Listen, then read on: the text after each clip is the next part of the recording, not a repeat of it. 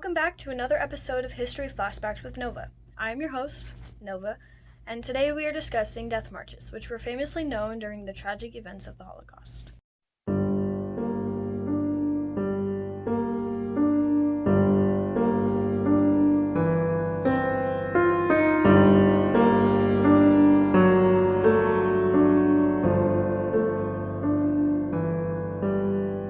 A death march is a forced march of prisoners of war or other captives in which individuals are left to die along the way. The first ever death march took place in Poland in mid-January of 1940. Jewish prisoners were removed from their camps in Piowa Street in Lublin and escorted by a troop of SS men, Adolf Hitler's personal bodyguard unit. They were forced to march in very cold weather all the way to Białystok, Alaska, which is 62 miles or 100 kilometers away. Along the way, the Nazis killed prisoners and only a few dozen survived to reach their final destination. Tens of thousands of Jews were also forced on marches when the ghettos of Eastern Europe were being liquidated in 1942 and 1943. Many of them were residents in small ghettos who were moved to larger ghettos many miles away. But for many of the Jews, those were their last steps before being deported to extermination camps, which are killing centers that the Nazis thought were most efficient for mass murder. Many Jews were murdered by the German escorts, or auxiliary police.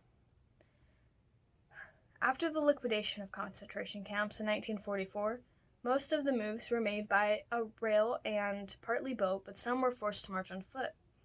In 1945, when the Nazis realized they were losing war, they really pushed death marches. In the book Night by Elie Wiesel, he shares his experience with being forced to walk 5 miles from Auschwitz to Buchenwald in freezing weather.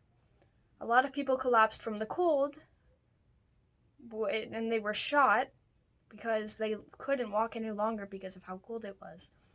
People were pushed to the brink of death while either being shot from stopping or being pushed to their very last breath. Most death marches also took place in harsh weather, and many were just left to die and being trampled over because they couldn't do anything about it. They were trapped and they were just being forced to walk so far.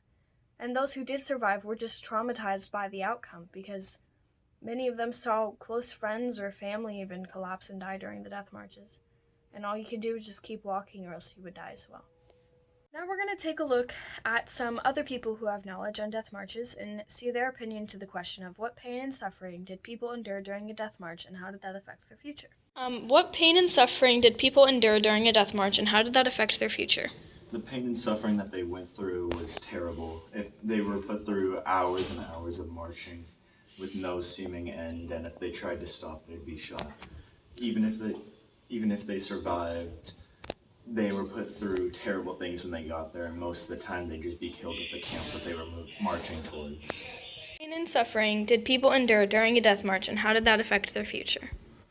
Most of the people who participated in the death marches didn't even have a future because the majority of people who had to participate or were forced to participate in the death marches actually died. So I guess the people who did survive, though, were traumatized, walking over dead bodies, marching, basically didn't even have will to live along the way, but they made it through, and I guess so. What pain and suffering did people endure during a death march and how did that affect their future? During the death marches, they were starved and dehydrated, and they were pushed so far past their limits, some of them just collapsed in the running, and affected their future by, if they did survive, they were severely traumatized by it, and they were left with adverse effects. To answer the question myself, people who were in death marches were pushed until their last breath, many collapsing on spot and being shot. If they did make it to their final destination, many lost hope of survival and just let themselves die. Those who did survive the whole experience were usually left traumatized, bruised, and alone. As you can see, death marches were so very traumatic for many and such a horrible part in world history. Thanks for watching. Hope you learned something and have a great day.